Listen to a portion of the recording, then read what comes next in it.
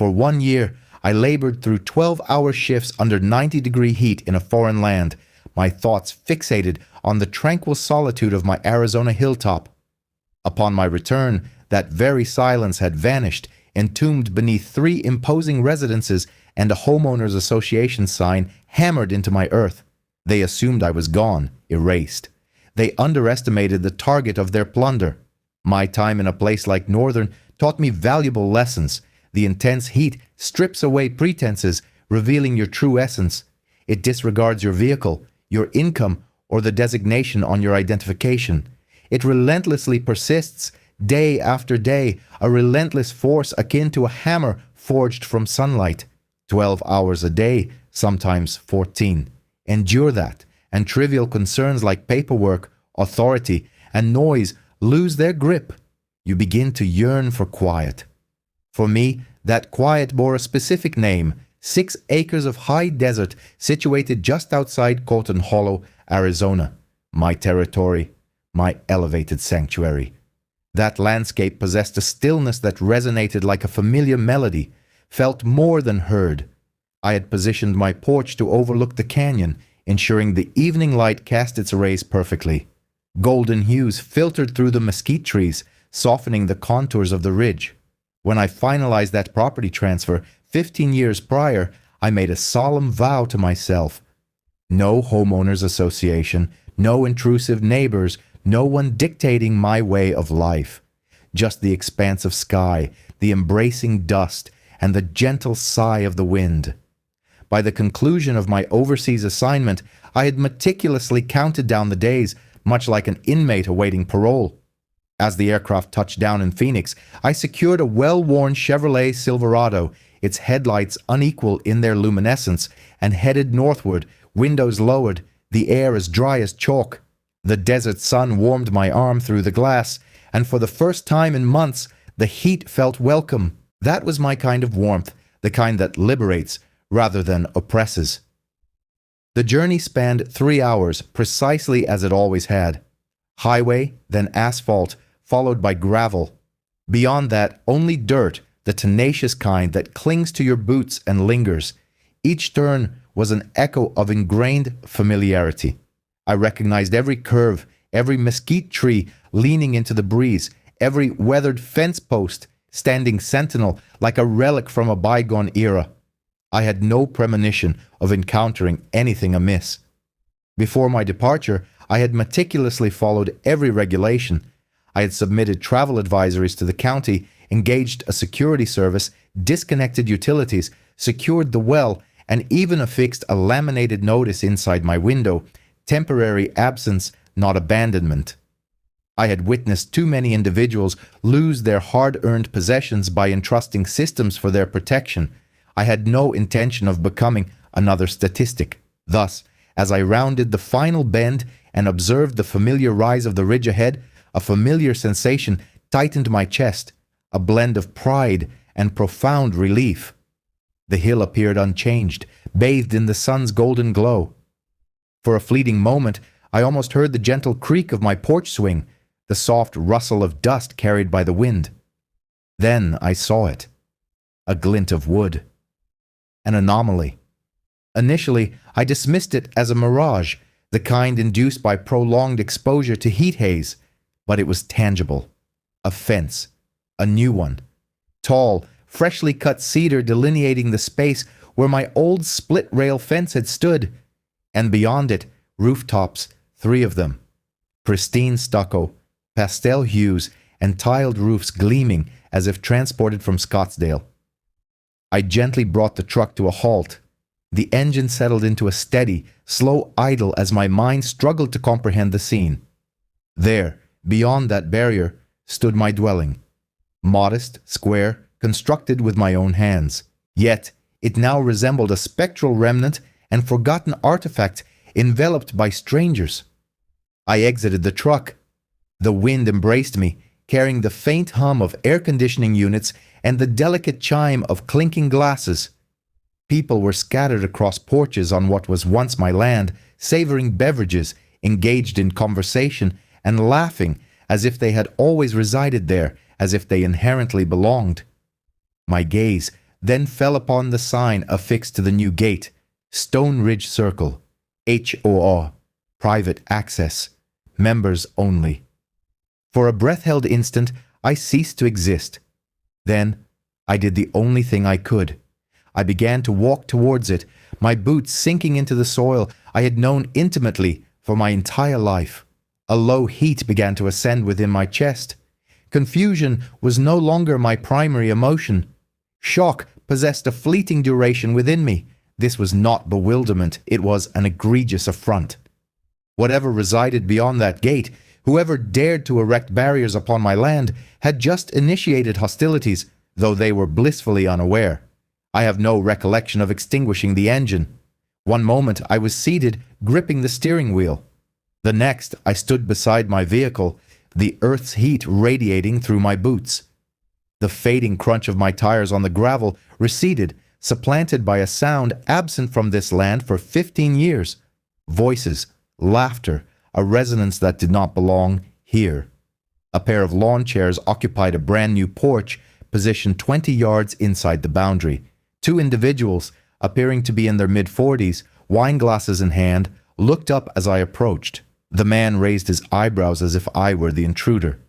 The woman offered a perfunctory wave, the kind that subtly conveys trespassing while feigning politeness. The inscription on the gate was undeniably authentic. Stone Ridge Circle, HOA, members only. I traced the metal with my fingers, still warm from the welder's torch. The bolts were new, the padlock gleamed. Then she emerged. From one of the pastel-colored residences, a woman appeared, clad in a beige linen ensemble, a clipboard in one hand, a phone in the other. Her gait was purposeful, measured, her heels striking the newly paved walkway with the rhythm of a metronome. Her hair was impeccably styled, the hue of manufactured confidence, her sunglasses likely exceeding the value of my truck, and that smile, thin, professional, possessing a chill sufficient to preserve milk. She stopped a few feet from the gate, tilting her head, evaluating me as if I were in misplaced delivery. "May I be of assistance?" she inquired, her tone perfectly composed, perfectly patronizing. "Yes," I replied. "You can inform me why 3 residences stand on my property." Her lips barely moved. "I apologize. Your land." I gestured toward the ridge. "That is my dwelling atop there. It has been mine for 15 years. Purchased and fully paid. You are welcome to verify the county records." She adjusted her sunglasses as if to obscure my very existence. "Oh, you must be seeking the HOA office. It is located in the south building, just beyond the stone pathway." "No," I stated calmly. "I am not looking for an office. I am seeking an explanation." A flicker crossed her eyes, not surprise but annoyance, akin to an educator addressing a slow learner. "Well," she began, her voice dripping with saccharine sweetness, "Mr. Martin. Riley Martin." She tapped her clipboard, turning a laminated page. "Mr. Martin, this property was reclassified as transitional use following over 12 months of vacancy. No utilities, no mail service, no response to notifications. Under county ordinance, it was designated as available for provisional development." I stared at her, the words feeling hollow in my mouth. "That is impossible. I never relinquished it. I filed all necessary documentation before departing the country." Her tone remained unchanged. "I regret to inform you that the process proceeded in your absence. The Stone Ridge Circle Homeowners Association submitted an application for emergency housing authorization under the Transitional Availability Statute. All procedures were followed meticulously." "By whose meticulous procedures?" I inquired. "By the county's," she affirmed, her smile widening slightly. "You are welcome to review the documentation via our online portal, but I must advise you that our board has made significant investments. Any reversal could carry substantial legal repercussions." The word repercussions struck me like a spark igniting dry tinder. She perceived it as a warning. She failed to grasp that she was merely lighting the fuse. "Allow me to clarify," I stated slowly. "You erected structures beyond my property line, connected to my utilities, and secured my access, and you consider me the problem?" She clasped her hands neatly over the clipboard. "Mr. Martin, I understand this is distressing, but you must consider it from the community's viewpoint. The land was unoccupied. We have enhanced it. We have added value." "Value?" I repeated. "To whom?" Her smile sharpened. "To everyone who matters." For a protracted moment, silence descended between us. The desert wind swirled around us, arid and quiet. A hawk circled above the ridge, my ridge, casting its shadow across the newly imposed boundary. Then she extended her hand. Perfect nails, perfect arrogance. "Karen Holdridge," she announced, president of the Stone Ridge Circle HOA. "Welcome to the neighborhood, neighbor." I did not accept her hand. Instead, I turned back towards my truck. Each step was measured, deliberate. My boots crunched on the dirt of what was once my driveway, now gleaming polished stone, a stark reminder of what had been pilfered. Reaching the vehicle, I cast one last glance at the sign on the gate. Private access. Members only. Under my breath, I articulated the words aloud. Not anymore. Then I entered the truck, started the engine, and traversed the perimeter road that had formerly been my fence line. The land remained inherently mine beneath the veneer of their fresh paint and asphalt. I could feel it. Every undulation, every contour. They might have resurfaced the land, but its essence, its very core, still pulsed with me. Before I rejoined the main road, before the dust settled behind me, I knew with absolute certainty this was not a misunderstanding. This was not an oversight. This was a forceful appropriation, and I had just declared my own war in return. Sleep eluded me that night. I sat at the kitchen table of a modest roadside motel, a cup of lukewarm gas station coffee beside a stack of documents that had once represented security, a deed, a purchase record, notarized service agreements.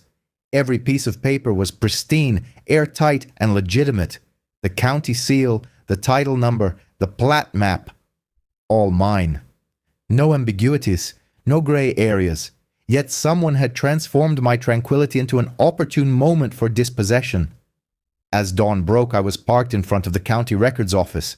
The edifice appeared unchanged from a decade prior. Sun-faded brickwork, an American flag, draped, partially entangled in the morning breeze. Inside, the air carried the scent of aged toner and sluggish air conditioning. Ceiling fans rotated lazily overhead, stirring more dust than air. A long counter bisected the lobby, manned by a young individual in a faded county polo shirt, slouched behind a computer adorned with a Vote Local sticker. I placed my file on the counter. "Morning," I stated. "I need to access property files under the name Riley Martin, parcel 86014, registered in 2009. He tapped a few keys, clicked, and frowned. "Yes, we have a file. Two, actually."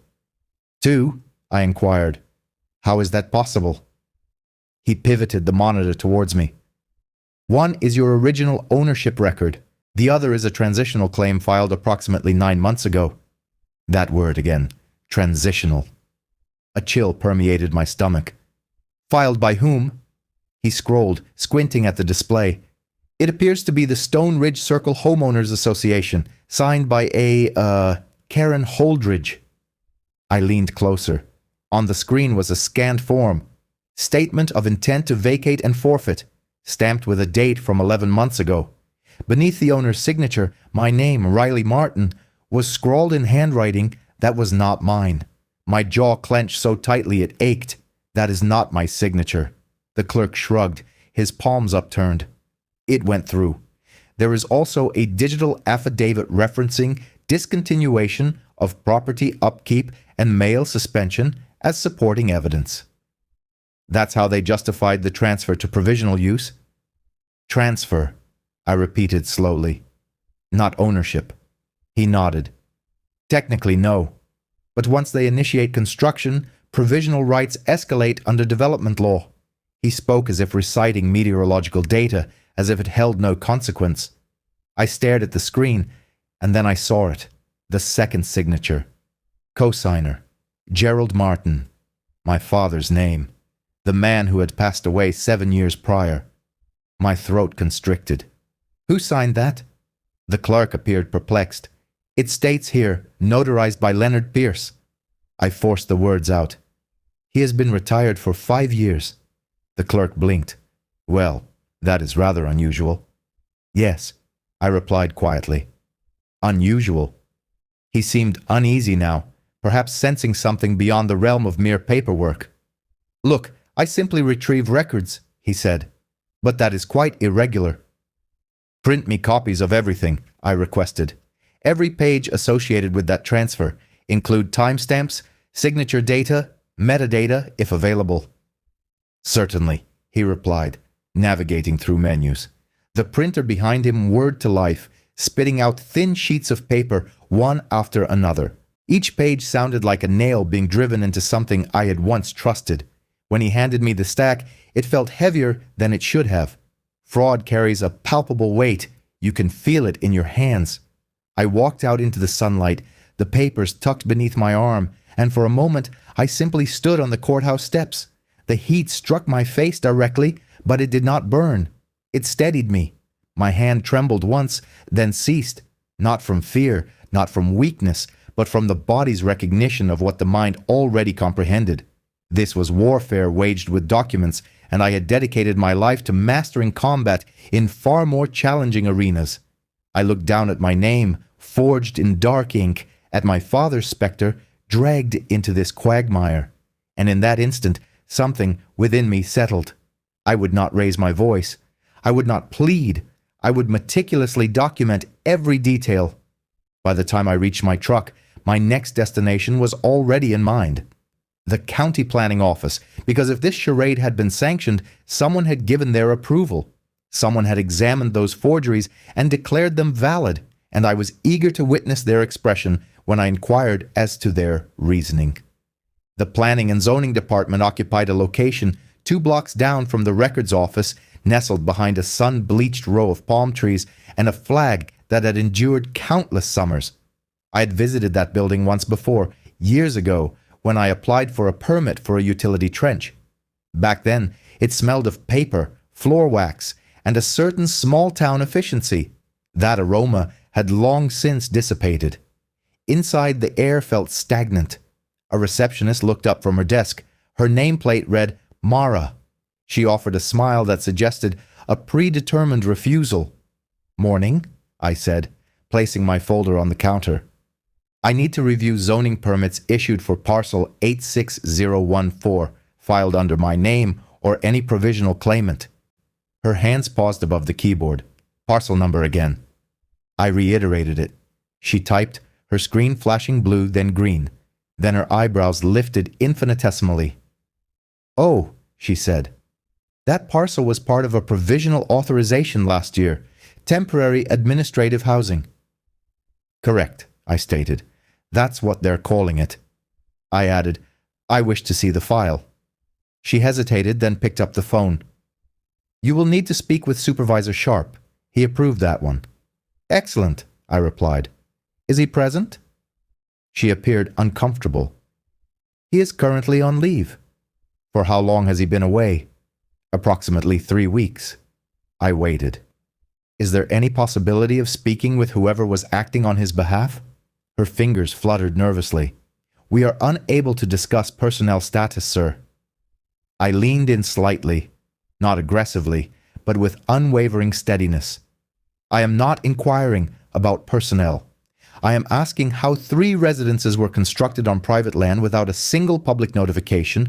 That is a legal inquiry, not a personnel matter. Her eyes darted towards the hallway behind her, then back. Would you like me to request the file digitally?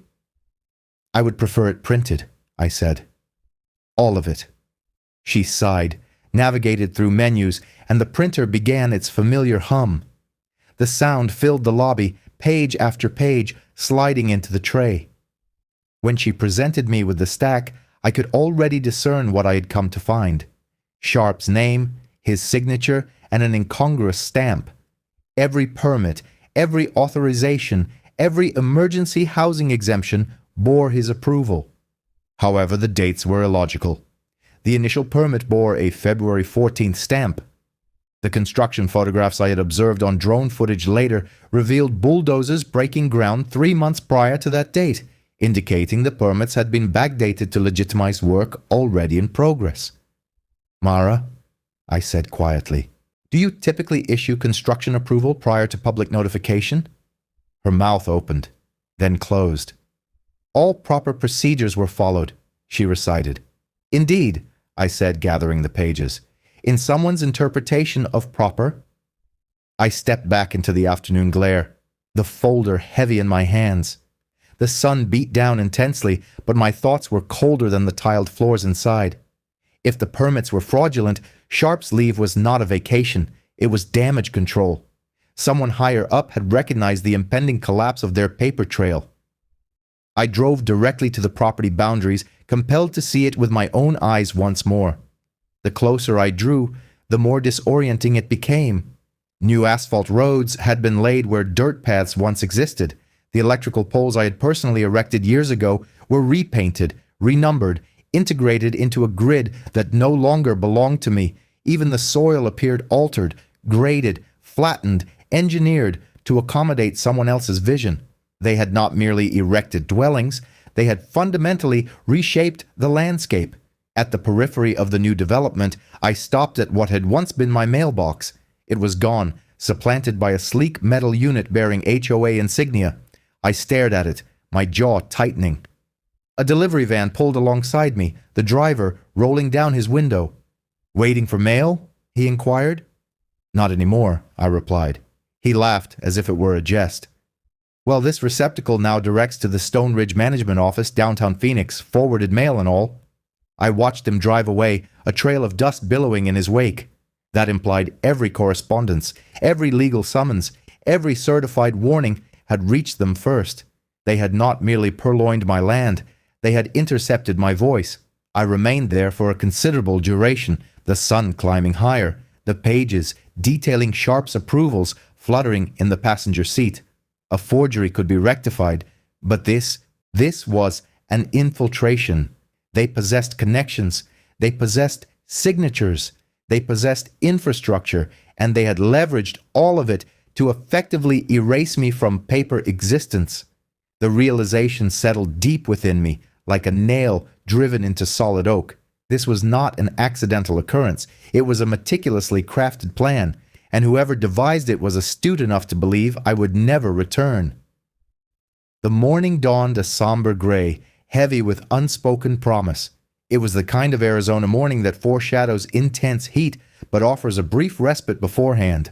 I sat outside the motel room, my coffee steaming in a paper cup, the folder of documents resting on the metal table beside me. The world was still largely dormant. A truck rumbled past on the highway, its echo gradually fading into the hills. I had spent the night poring over every detail, every fabricated line, every counterfeit signature, every permit that should not exist. The pile on the table was more than mere paper. It was a confession penned in another's hand. Gazing at the disarray, I declared aloud to the empty air, "I have faced worse conflicts, just never on paper."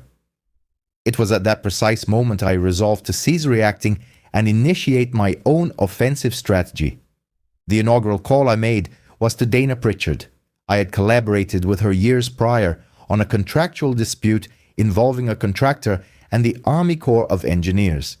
She commanded a considerable fee, but she was the sort of legal counsel whose name alone caused bureaucrats to flinch upon encountering it on official correspondence.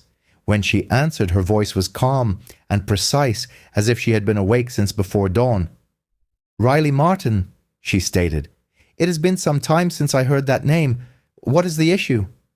"An HOA constructed 3 residences on my property," I stated. "Forged signatures, fraudulent permits, county complicity. I have the documentation." A brief pause followed, then a matter-of-fact response. "Where are you situated?" "Cotton Hollow, a 6-acre parcel just outside the city limits." "I am 2 hours away," she replied. "Email me scanned copies of everything you possess. Do not contact the county further. Do not speak with anyone. I will meet you before noon." When she arrived, the temperature had already reached 90 degrees Fahrenheit. She emerged from her vehicle dressed in black slacks, sunglasses, and a white shirt with the sleeves rolled once, professional yet prepared for action. She examined the papers spread across the field with quiet intensity, page by page, her expression hardening with each document. Finally, she declared, "I have encountered avaricious HOAs. I have witnessed negligent zoning practices, but forging the signature of a deceased individual?" She looked up at me. "They are finished." It was at that juncture that I understood I was no longer alone. Dana wasted no time. Within the hour, her laptop was open, retrieving property statutes, county ordinances, and relevant precedent cases. She compiled a list of what we would require: forensic signature analysis, a digital trace of the permits, server logs from the planning office. Then she posed a question. "Do you still have contact with that cybersecurity expert you worked with overseas, the one who tracked the contractor leaks?" A smile touched my lips for the first time in 2 days. "Leo Barden. He's in Flagstaff now, running a private investigations firm." "Contact him," she instructed. "He'll be our digital sentinel." When Leo picked up, I detected the background murmur of rapid keystrokes. Without a moment's pause, he instructed, "Transmit every byte, the unedited data, all the raw metadata, and any visual records. I will probe the spaces they believe are invisible." That was Leo. Sharp, swift, and devoid of drama. A man who placed more faith in algorithms than in pleasantries. By that same afternoon, Dana had secured a provisional injunction, a formal decree to halt all actions concerning the property while the investigation proceeded. It wouldn't be a permanent stop, but it would certainly decelerate their progress. We both understood that time was our adversary. The longer those structures remained standing, the more legitimate their claim would appear. Just before dusk, I made another vital call, this time to someone who operated outside the realm of code and legal documents. Angela Dominguez, a former NYPD detective, a decorated investigator with 2 commendations, and someone whose mere presence could unsettle the most hardened individuals. She had previously assisted me in locating pilfered equipment from a construction site. "Angela," I began when she answered, "have you ever encountered a homeowners association involved in property theft?" A low, gravelly chuckle escaped her. "Darling, I've heard of them pilfering peace of mind, but outright land appropriation is a new one." "Then you'll find this situation compelling," I replied. "They fabricated a forfeiture notice and built over my residence." "Say no more. Text me the coordinates. I'll start by canvassing the neighbors." As darkness enveloped the landscape, I stood outside the motel, my phone warm in my hand, the air filled with the chirping of insects and the distant drone of highway traffic. The team was assembled. Dana, armed with the law, Leo, with his mastery of code, Angela, with her street smarts. Each possessed a distinct form of power, and I was the impetus for their deployment. The night breeze carried the dry, aromatic scent of the desert, dust, sage, and an undeniable sense of destiny. Somewhere beyond those newly erected barriers, the HOA was likely toasting their success, confident that the individual they had effectively erased was gone for good. They would soon discover their miscalculation. I wasn't erased. I was actively rewriting my own narrative. 2 days later, Leo contacted me shortly after dawn. I'd barely finished my first cup of coffee when his name illuminated my phone screen. "Hope you're seated," he said, "because this descent is rather precipitous." That was Leo. Direct, no extraneous details. He had dedicated 48 hours to meticulously examining county records, meticulously extracting data from the HOA's online presence, and, as he put it, exploring a few accessible digital chambers. "Regarding your home security system," he explained, "the one you configured for local access only. It was recalibrated 3 months after your departure. Remote access was established. They purged 6 months of recorded footage and substituted it with a simulated offline display." I gazed at the motel room's wall, the paint faded by countless desert summers. "Hacked," I mused. More accurately, Credentials were surreptitiously acquired, he clarified. But here's the detail you'll find least palatable.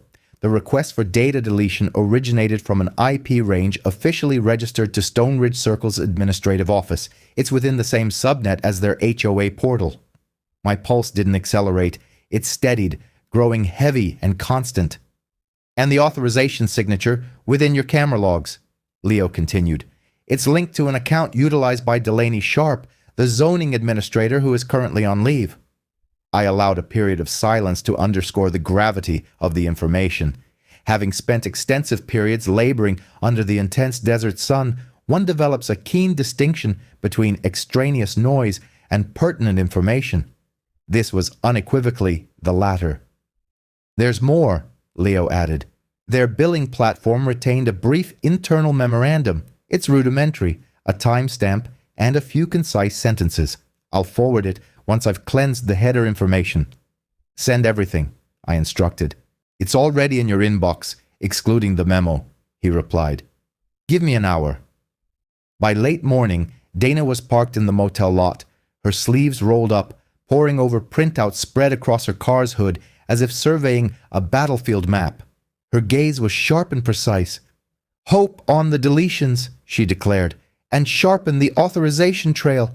That isn't carelessness, it's deliberate orchestration and intent. Precisely, I concurred. Intent. Intent, she echoed, as if solidifying a vital point. We can pursue a more stringent freeze. Angela arrived around midday, her boots dusted with dirt, her hair pulled back, clutching a manila folder overflowing with photographs. Retired teacher, she announced, tapping the folder. Drone enthusiast, dates everything, geotags it. He's been surveying this valley for 2 years. Calls it watching the land remember itself. We laid out the photographs on the motel bed.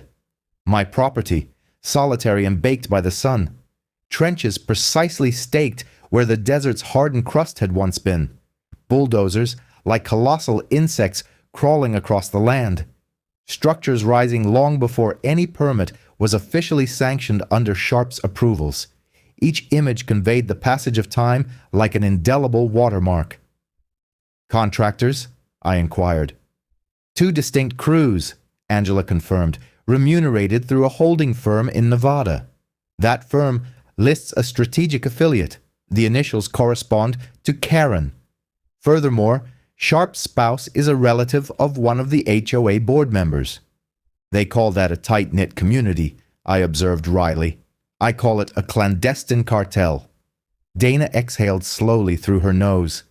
Timeline, motive, methodology. We've moved beyond mere civil negligence. I nodded. Outside, a truck rumbled past on the highway, its receding roar swallowed by the oppressive heat. Within the room, the temperature seemed to drop. Leo texted in the mid-afternoon. Memo processed, transmitting via secure link. I activated my laptop. The PDF was concise, the kind of document easily overlooked unless one knew precisely where to direct their attention. No official letterhead, merely a timestamp and 15 words. Karen requires the Martin parcel to be prepared for full-scale integration by the second quarter. The board needs this finalized before his return. Assume he will not. That was the entirety of it. 15 concise pronouncements that struck at the core of my dwindling patience. I remained motionless, silent. The motel's air conditioning unit rattled a discordant tune in the window, expelling lukewarm air. Outside, the desert air was unusually still, devoid of wind and insects, just the profound quietude that signals a significant shift. Anger matures with age. In one's 20s, it manifests as a tempestuous outburst, a summer storm that sends furniture flying. By one's 40s, it transmutes into a quiet, focused intensity, ceasing its clamor to adopt a strategic aim. I printed the memo. The page emerged, still warm from the printer. I placed a fingertip on the final sentence and read it once, then again, until the printed words seemed etched into my very being. Assume he will not. A single dry, humorless laugh escaped me. If they believed distance could obliterate ownership, they had mistaken my silence for capitulation. Dana perused the memo, her expression unyielding. "Written intent," she stated. "We will incorporate this into the injunction and prepare the criminal referral. We do not lash out indiscriminately, we advance with direct purpose." Angela leaned against the doorframe, arms crossed. "That statement," she remarked, "is more than mere arrogance. It's a timetable. They orchestrated your non-existence." "Then we must recalibrate their schedule," I responded. The remainder of the day was dedicated to logistical planning.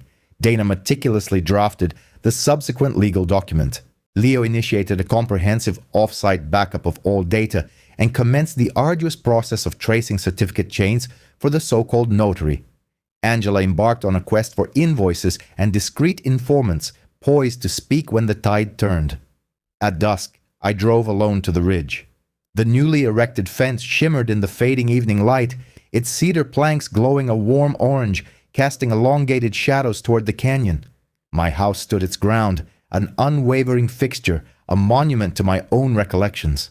Below, the pastel-colored residences seemed to languish, like meticulously crafted deceptions. Somewhere beyond my sight, a sprinkler system hissed over decorative stones where fertile soil once thrived. I walked the perimeter of the fence to the corner where my property marker should have been. It had been supplanted by a brightly colored orange stake designating parcel 14B. Mine was 14A. A single letter. All it took to imbue a falsehood with an official guise. I crouched, brushed away loose grit from the stamped numerals, and softly uttered to the wood, to the earth, to any entity that maintains records beyond the purview of paper, "This remains mine." Back at the motel, close to midnight, the neon glow of a vacancy sign pulsed like a weary heartbeat. Leo's email pinged once more. Redundant backups, chain of custody records, a brief annotation, all archived. Their portals were remarkably lax. "I'll have the board chat logs by morning." I offered no reply. I sat with the memo under the lamplight, allowing the profound quiet to work its magic. The anger did not ignite. It clarified. I recalled the months spent overseas, 12-hour days endured in 90-degree heat, the kind of environment that strips away a person's excuses, revealing their fundamental fortitude. That heat had imparted a lesson I had almost forgotten. Survival is not measured by volume, but by perseverance, meticulous preparation, and the unyielding resolve to outlast another's convenience. They possessed financial resources, influential connections, and meticulously crafted documents that projected an air of respectability. I possessed the land, I possessed time, and now I possessed their own incriminating words. By morning, Dana's revised draft was complete, an expanded injunction and a formal notification of intent to pursue criminal charges. The exhibits were meticulously itemized, forming a list that read like a collective confession. A forged affidavit bore a deceased individual's signature. Digital notarization lacked a proper certificate chain. IP logs originated from a fiber line registered to the HOA.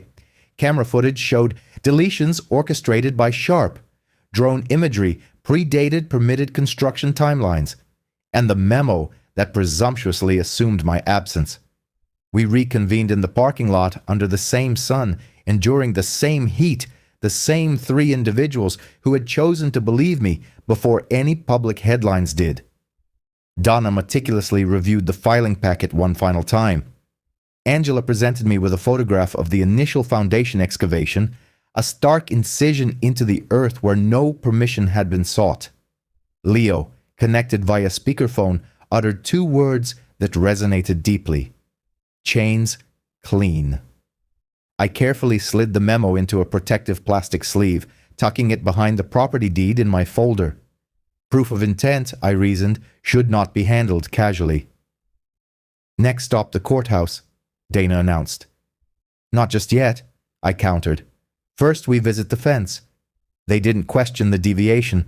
They understood. We drove out together. I approached the gate and read the sign affixed to it.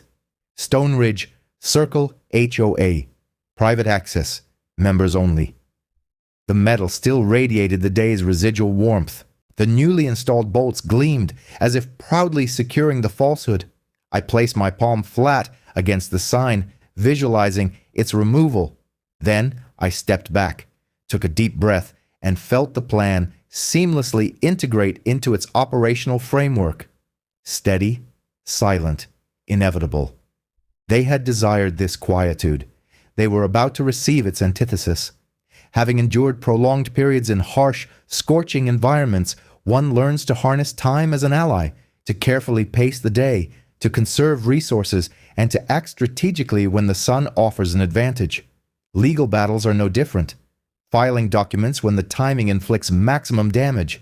Speaking when silence has effectively cornered them. Allowing their own pronouncements to ensnare their efforts. I returned the memo to its folder, the plastic sleeve whispering softly as it closed. A gentle desert breeze stirred the sparse mesquite bushes. Somewhere beyond the ridge, a hawk traced a leisurely circle in the sky, its flight path asserting dominion over the aerial landscape. I surveyed those residences, their gleaming glass, their tiled roofs, their faultless geometry, and felt no trace of animosity. Hate is a wasteful, boisterous emotion.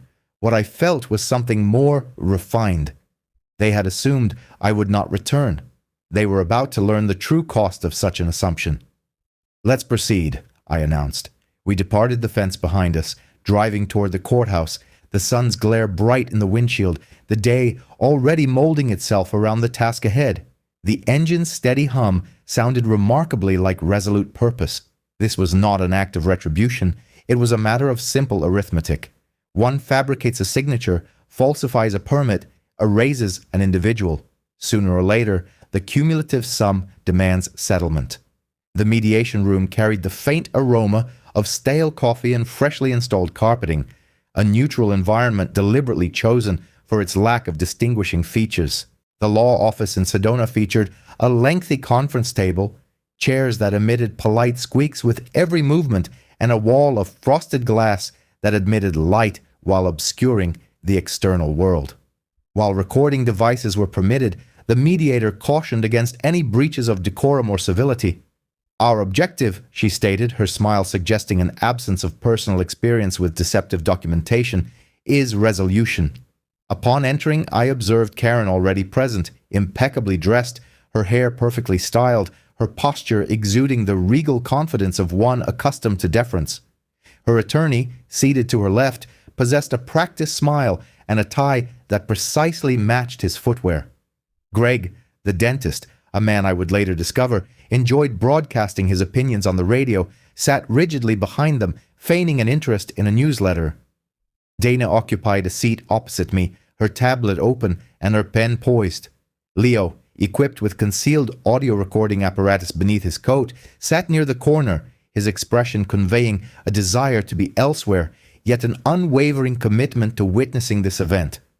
Angela maintained a discreet position near the doorway, her presence serving as a subtle deterrent to any individuals contemplating unauthorized actions after hours.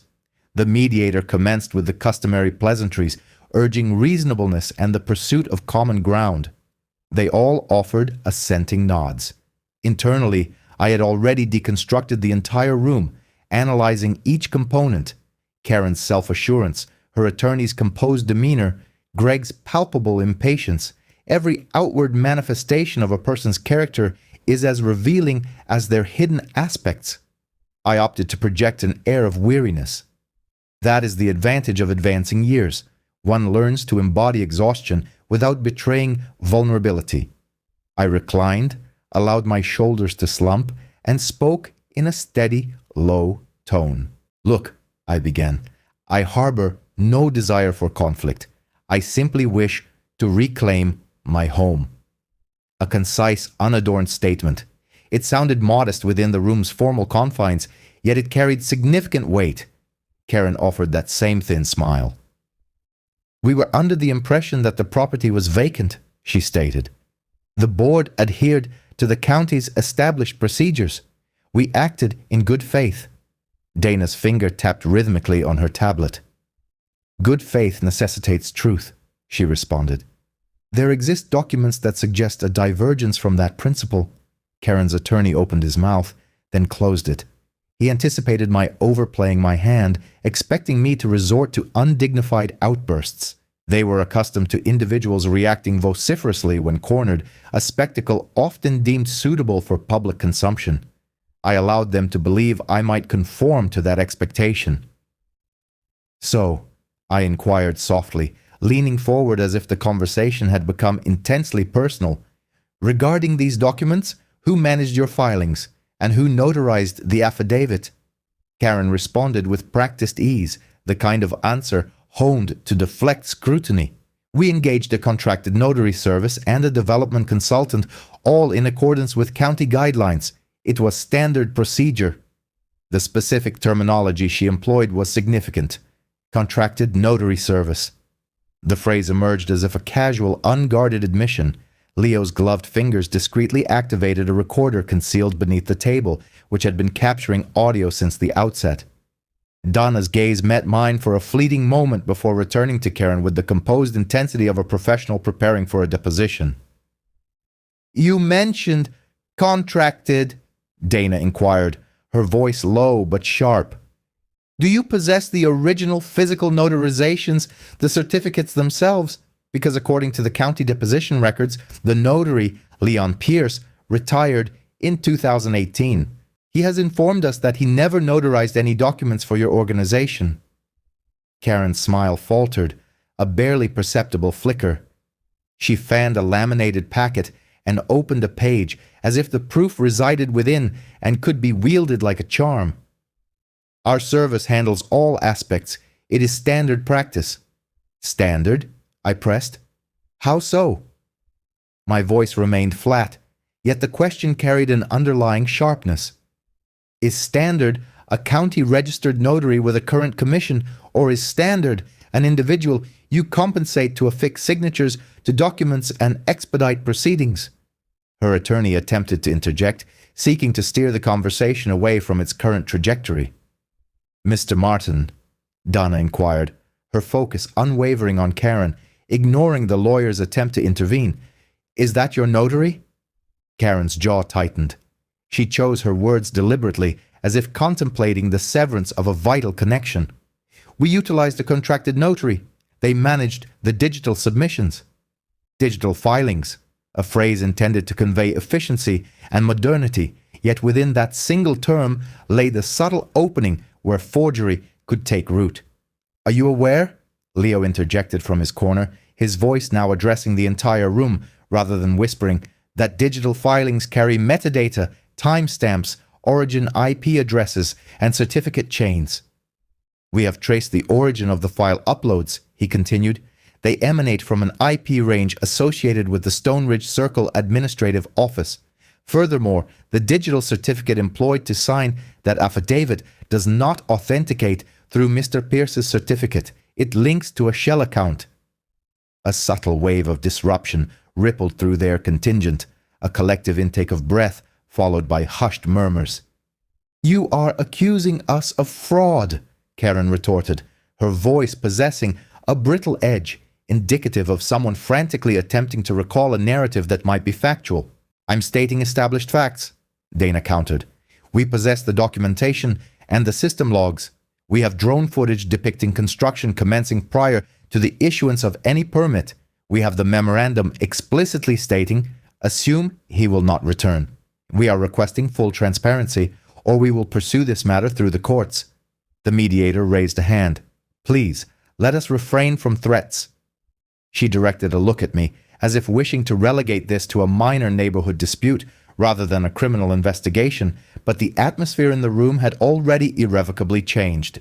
The air had been shifted by a single admission, contracted notary, and the rhythmic hum of the recording device capturing the cadence of confessions made under the misguided assumption of protection. Karen scribbled something on her clipboard, her hand betraying a slight tremor. By the time the session was adjourned for a 10-minute intermission, I had obtained what was necessary. Karen's statements had established a pattern of behavior. Her attorney appeared defeated, a rare sight for legal counsel who believe they are on the verge of victory. Leo had captured the relevant IP ranges. The mediator had been compelled to formally document objections, and Dana had discreetly recorded the entire proceedings. We exited into the hallway as if no significant event had transpired. Angela offered a knowing wink and remarked, "They're quite unnerved." I experienced a sensation of cold satisfaction, distinct from elation. Satisfaction is a more understated emotion. Back in the car, I allowed the engine's hum and the air conditioning to cool my face. The desert light was harsh, but within me, a precise and unblemished plan was taking form. They had sought a conversation. I had provided one. They had offered answers, believing their pretense of civility would shield them. For the first time since discovering the fence, the feeling that the tide could be turned transformed from mere possibility into a concrete strategy. They had made an error, one I fully intended to exploit, employing the patience and discipline the desert heat had ingrained in me. The courthouse exuded the scent of polished wood and aged paper, an olfactory ambiance that encourages measured tones. The hearing room filled rapidly. Reporters, neighboring residents, 2 camera crews who had somehow managed to gain access, and a collection of faces in the gallery assembled out of curiosity, kinship, or a combination of both. I felt the solid, familiar sensation of my boots on the courtroom floor. The room possessed its own cadence. One learns to attune oneself to it. The hushed silence preceding an utterance, the rustle of documents, the judge's gavel punctuating the assertion of truth. Judge Evelyn Harper ascended the bench precisely at 9 o'clock, her demeanor stern and composed, the embodiment of someone who had witnessed far more than her expression revealed. She surveyed the attorneys before her, then met my gaze, offering a subtle nod that served as an invitation to commence. Dana stood with the placid flow of a river, presenting our case methodically, layer by layer, much like a skilled builder constructing a foundation. She began with the evident and progressed inward. "Your Honor," she declared, "we shall demonstrate by a preponderance of the evidence that the alleged actions were not isolated errors, but rather a sustained conspiracy to unlawfully appropriate private property through the fraudulent manipulation of documents, the tampering of digital evidence, and collusion with county employees." She called the clerk from the county records office to testify first. He recounted his observations during Mr. Martin's request for official records. 2 distinct files, one authentic and one provisional. He corroborated the digital timestamps and confirmed that the scanned affidavit bore a signature purporting to be Mr. Martin's. Next, Angela took the stand, approaching it with the assurance of someone who had spent a career confronting wrongdoers and who was largely unimpressed by theatrical displays. She described the drone imagery she had obtained from an amateur enthusiast, foundation excavations, and the presence of bulldozers active months before any permit had been officially stamped. She explained how contractors during interviews had testified that site work commenced well in advance of any posted permit notices, names, locations, dates. Her account was delivered with unembellished clarity, her facts irrefutable. Then came Leo. A murmur swept through the room as Dana introduced him as a cybersecurity consultant. He spoke deliberately, avoiding technical jargon, aware that the room contained individuals for whom IP held no meaning, while for others it signified everything. He explained in simple terms, "The security system at my property was accessed remotely. The system logs indicate purges and loop insertions. The requests for data deletion were traced back to IP addresses assigned to the Stone Ridge Circle Administrative Office." He presented the court with a printout of the logs and a diagram illustrating the network pathways. The judge examined it closely before looking up. "Did you trace the metadata?" she inquired. "Yes, Your Honor," Leo replied.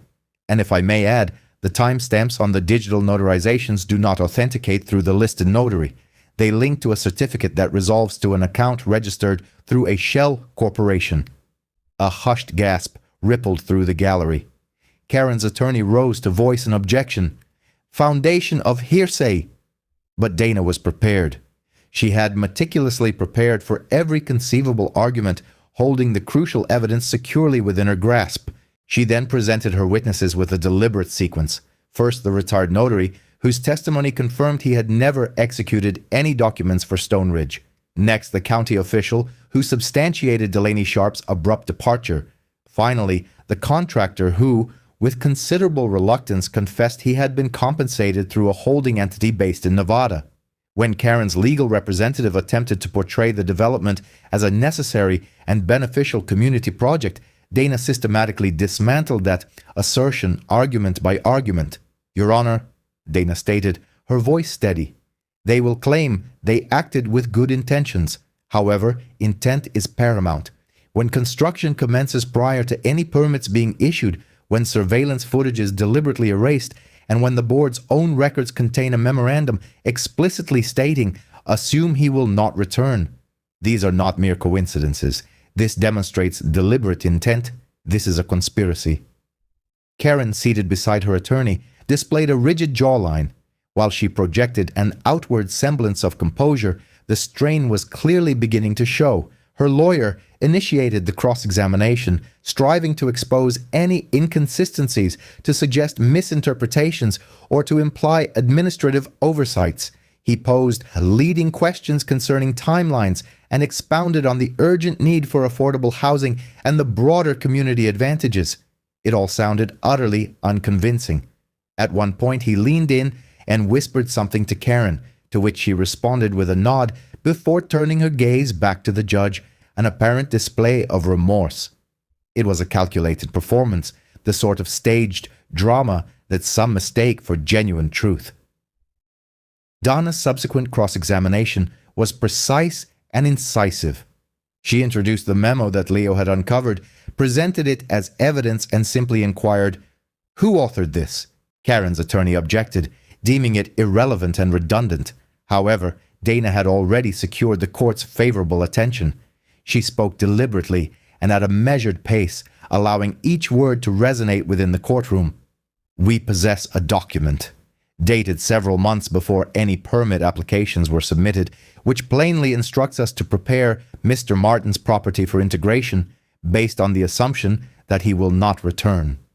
This sentence unequivocally proves not a misunderstanding or negligence, but rather a premeditated plan and a clear motive.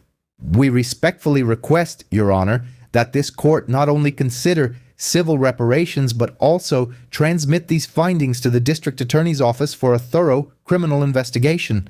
We formally request a criminal referral." A collective sharp inhalation swept through the room, as if the entire assembly were a single entity. Karen's complexion visibly paled. Her attorney's lips tightened into a thin line. The judge's pen hovered above her notes. For a fleeting moment, the only audible sound was the faint hum of the audio recording equipment Leo had meticulously set up, ensuring every spoken word was captured with absolute clarity. Judge Harper's gaze met Dana's directly, then shifted to me, observing from the gallery. "Miss Pritchard," she stated, her tone measured and controlled, "a request for a criminal referral is a significant matter. It necessitates clear and convincing evidence presented before this court, followed by a formal submission to the District Attorney's Office. Are you prepared to certify that the evidence you have presented meets this established threshold?" Dana remained unfazed. "Yes, Your Honor. We firmly believe the evidence establishes probable cause for the offenses of forgery, perjury, tampering with public records, and conspiracy.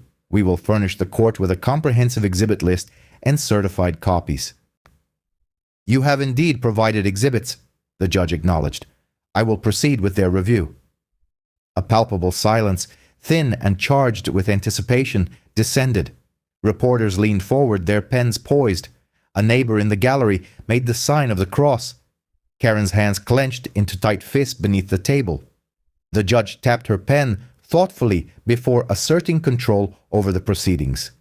"This court will not be utilized as a platform for public spectacle," she declared. "We shall maintain decorum. However," and here she looked directly at Karen with the detached coolness of someone accustomed to observing numerous deceptions, "these allegations, should they prove to be substantiated, are grave in nature. I will examine the submitted exhibits meticulously. I will permit a limited set of additional depositions solely for the purpose of establishing chain of custody and confirming the authenticity of the digital evidence." Dana offered a slight nod. "Thank you, Your Honor." The internal mediator's voice which had been offering quiet counsel in the background, had now been firmly silenced. This was no longer a preparatory phase. This was the heart of the conflict. They had been forced to reveal their anxieties, and now the judge had set the wheels of justice in motion. As the morning session concluded for a brief recess, the courtroom buzzed with a palpable energy. Cameras swiveled, seeking to capture Karen's reaction. Reporters furiously scribbled notes. In the adjacent hallway, concerned neighbors posed questions to eager reporters. A few offered me small, slightly awkward handshakes of gratitude. I felt none of the exhibitionism of the moment. Instead, a cool, unwavering determination settled within me. We had formally requested a criminal referral in open court. Whether the district attorney's office would pursue it was a separate battle entirely. However, the judge had not dismissed the plea. She had not brushed it aside. She had ordered further depositions and a thorough review. For the present, that was all we required. Outside, the sun blazed intensely, casting sharp, defined shadows. I stood on the courthouse steps, lighting a cigarette, a habit I had vowed to abandon years prior. It tasted of nicotine and the profound sense of relief that accompanies the successful execution of a well-laid plan. Dana stood beside me, calmly gathering her notes, her expression unreadable but radiating confidence. "We pressed them," she remarked. "They faltered on the stage. Now we allow the legal system to take its course." I watched Karen depart the courtroom, her attorney by her side, her shoulders held high, though her eyes avoided mine. The look she directed at me was no longer one of defiance, but rather of shrewd calculation, as if she were tallying her losses and contemplating her next move. My phone buzzed in my pocket. A message from Leo. "Hold tight. I've archived everything. Moving copies off-site." I slipped the phone back into my pocket. The conflict was no longer a personal vendetta in the way it had been on the day I first discovered that fence. It had become a public, procedural matter, resonating loudly in the very spaces where the Homeowners Association had sought to impose absolute silence. And for the first time since arriving in Phoenix, I felt a sense of progress, a shift in momentum that had been conspicuously absent. 2 weeks later, the courthouse was once again filled to capacity. Word had spread, drawing in neighbors, journalists, and even a contingent of law students eager to witness the spectacle of a small-town HOA overreaching its bounds. The hallway carried the mingled sense of coffee and palpable apprehension. Conversations were hushed, as if the outcome had already cast a heavy shadow. I took my customary seat next to Dana. Leo occupied a seat 2 rows behind us, his laptop open, headphones resting around his neck. Angela stood near the entrance, arms crossed, her gaze sweeping across the crowd with the vigilance of a seasoned officer on patrol. Across the aisle, Karen Holdridge sat with remarkable stillness, impeccably dressed in navy, her posture flawless. Were one unaware of the circumstances, one might mistake her for a presiding official. Her lawyer, with an air of nervous energy, flipped through his documents, acutely aware of what was imminent, while she, it seemed, remained in denial. Judge Harper entered precisely on time, her gavel striking the bench with a decisive echo. "This hearing pertains to the resolution of property claims and any potential referrals arising from previous testimony," she announced. "The court has thoroughly reviewed the submitted exhibits, the digital evidence, and the witness depositions." Her delivery was flat, almost detached, which was far more unnerving, implying the decision had already been finalized. Dana rose. "Your Honor, before the court renders its decision, we wish to submit one additional exhibit, a verbatim transcript from the recorded mediation session wherein Ms. Holdridge acknowledged the utilization of a contracted notary service in connection with digital filings." Karen's attorney immediately objected. "Objection. That session was intended to be confidential." "Overruled," Judge Harper stated. "The confidentiality clause does not extend to statements made in furtherance of fraudulent activities." That declaration struck the room with the force of a gunshot. Dana slid the printed transcript across the table to the clerk. The judge read it silently, her lips moving almost imperceptibly as she processed the words. Her expression remained unchanged, yet an undeniable shift occurred within the atmosphere of the courtroom. The gentle hum of the air conditioning seemed to intensify. The rhythmic tapping of a pen in a back row ceased. Finally, Judge Harper set the documents down. "Miss Holdridge," she stated, her voice unwavering, "you have contended that your actions were the consequence of administrative oversight and community-driven initiatives. The evidence presented unequivocally demonstrates otherwise." Karen's face stiffened, the corner of her mouth twitching involuntarily. "The court finds," the judge continued, her voice steady, "clear and convincing evidence of intentional misrepresentation, document forgery, tampering with public records, and an abuse of zoning procedures by the Stone Ridge Circle Homeowners Association acting under your direct authority." The courtroom fell into a profound silence, broken only by the soft expulsion of breath from someone nearby. "Effective immediately," Judge Harper declared, "this court hereby restores full title and property rights to Mr. Riley Martin. The structures erected on his parcel are deemed unauthorized and must be vacated within 15 calendar days. Furthermore, the Homeowners Association is ordered to compensate Mr. Martin for damages incurred and for the improper use of utilities. In addition, this court will forward all exhibits and testimony to the District Attorney's Office for a comprehensive criminal investigation into the conduct of Ms. Holdridge and any individuals found to be complicit." Dana softly closed her binder. Leo looked up from his screen and offered a single nod. I remained seated, my gaze fixed on the wood grain of the table, inhaling the profound quiet that followed the storm. Then, the double doors at the rear of the courtroom swung open, and two sheriff's deputies entered, their uniforms pristine, their boots polished, their faces impassive. One of them stopped beside Karen's table.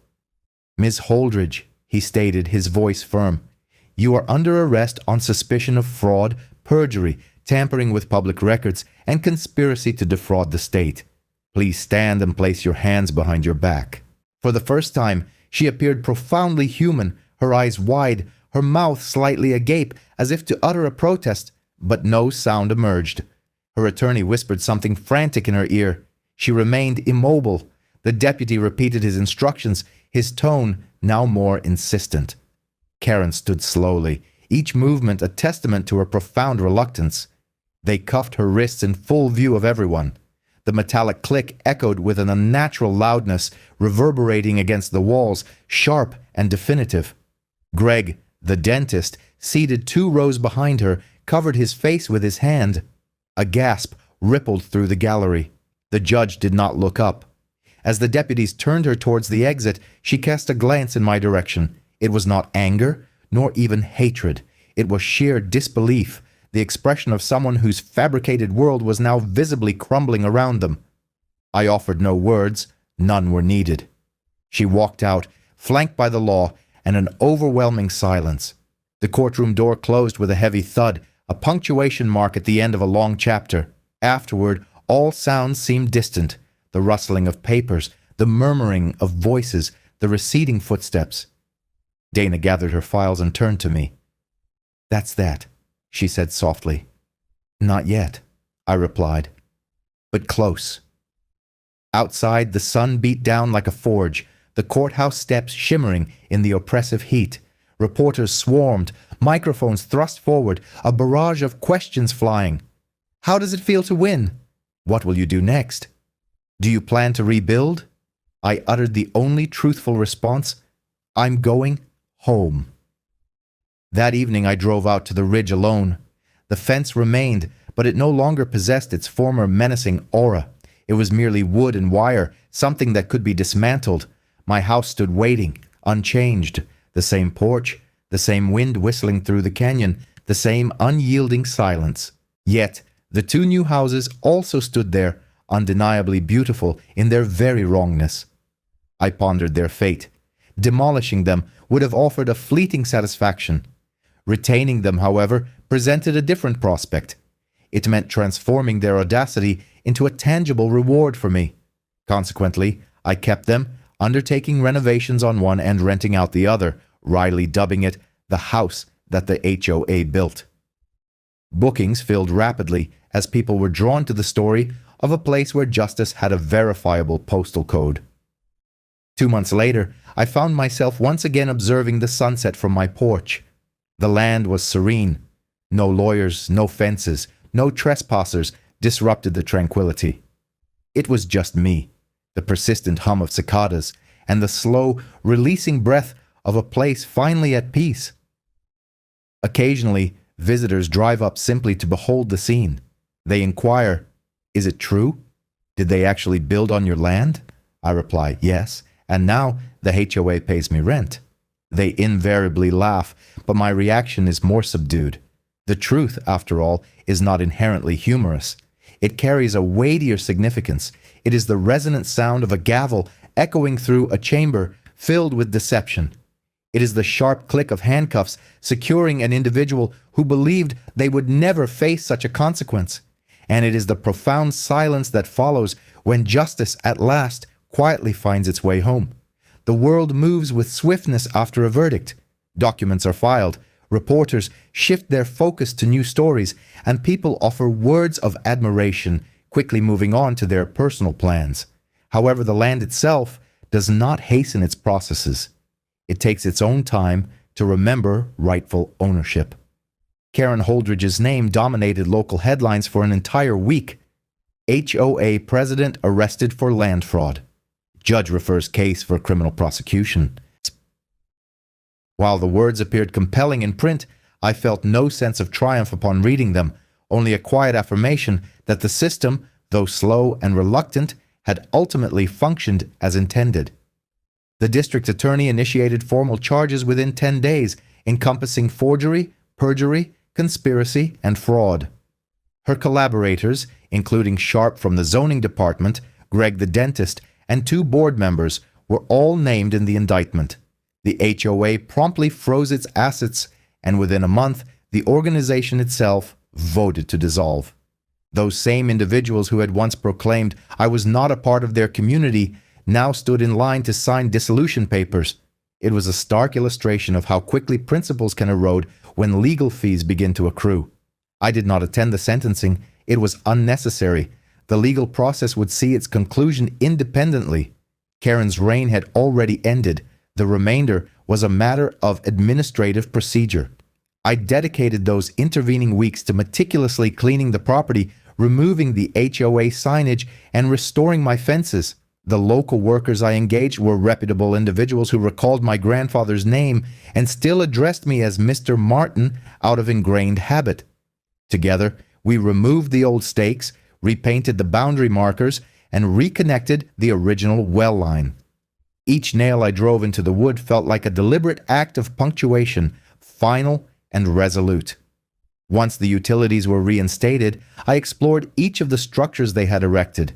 They possessed a sterile, contemporary beauty, featuring open-plan kitchens, granite countertops, and polished floors that had never known the imprint of dust or work boots. They felt incongruous with the desert landscape. So, I altered that. I removed the superficial modern finishes, replacing them with elements of genuine character, reclaimed pine, rough plaster, and handmade tiles, allowing the essence of the land to permeate the interiors. I then designated one of the dwellings the house that the HOA built and listed it for short-term rentals. It was fully booked for the remainder of the year, attracting guests eager to experience a location where arrogance had finally encountered accountability. Some guests left notes, even letters of appreciation. One gentleman from Texas wrote, "This place serves as a reminder that ownership still holds genuine meaning." Perhaps that had been the core intention all along. One evening, a couple arrived in a rental car, emerging from it middle-aged and polite, camera in hand. "Is it true?" the man inquired. "They really built right over your land." I smiled, leaning against the new gate post I had personally installed. "It is true," I confirmed. "They built it. They lost it. And now it contributes to the roof they attempted to pilfer." He chuckled, and his wife shook her head, a mixture of disbelief and admiration on her face. They expressed their gratitude, captured their photographs, and departed. their vehicles' taillights fading down the dirt road until only the familiar silence remained, the same quiet hum I had longed for during my years abroad. The desert light softened, bathing the canyon in hues of gold. I settled onto my porch, listening. The cicadas had begun their chorus early, and the breeze carried the fragrance of sage and sun-warmed stone. People sometimes ask if I have forgiven them. I explain that forgiveness is not the appropriate term. One forgives an error. This was something far more deliberate. However, I have relinquished the burden of resentment. To cling to animosity indefinitely is to inflict harm upon oneself. Therefore, I allowed the land to engage in its natural process of healing in its own unhurried fashion. A new sign now stands at the entrance, positioned precisely where their wooden gate once stood. It features simple black lettering on white metal. Private property, former HOA compound. Trespassers will be politely mocked, then prosecuted. Each time I pass it, I smile, as it serves as a potent reminder of a fundamental truth they never grasped. One can fabricate signatures and distort maps, but the essence of belonging cannot be counterfeited.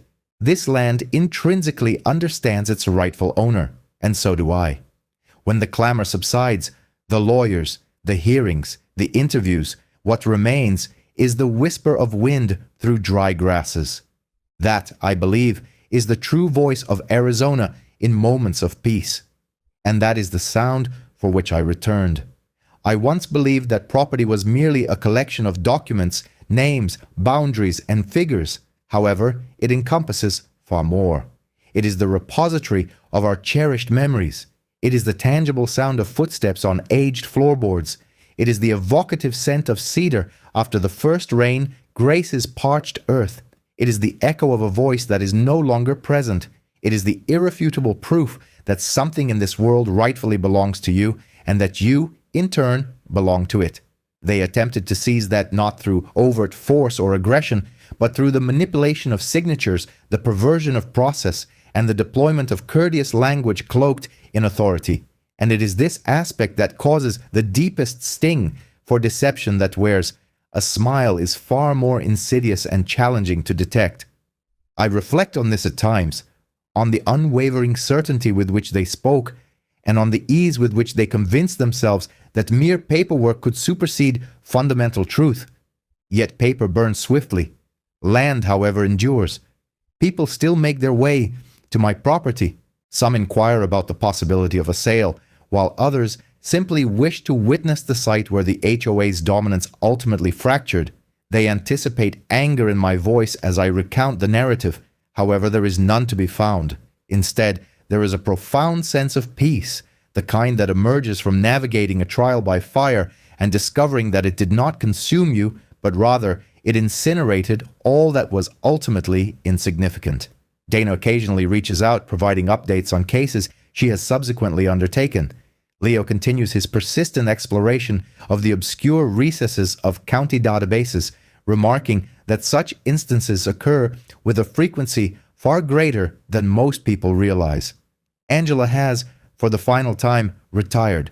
She sent me a postcard bearing a single poignant message: "Do not let the quiet deceive you." A smile touched my lips as I read it. The quiet does not fool me. It serves as a profound reminder of my own identity. At dusk, as the sun descends behind the canyon, casting a coppery glow, I sit on the porch with a cup of coffee, or sometimes a glass of whiskey, and observe the land gradually surrendering to shadow. The new houses, now repurposed and imbued with authenticity, stand lower down the slope. My own house remains as it always has, steadfast and resilient, as if patiently awaiting my final cessation of struggle, inviting me to simply be still. And I do. I allow the quiet to reclaim its presence. If there is one fundamental lesson I have absorbed, it is this: protecting what is rightfully yours is not achieved through the loudest pronouncements. It is accomplished by deeply understanding its intrinsic worth. It requires unwavering resolve when all others falter.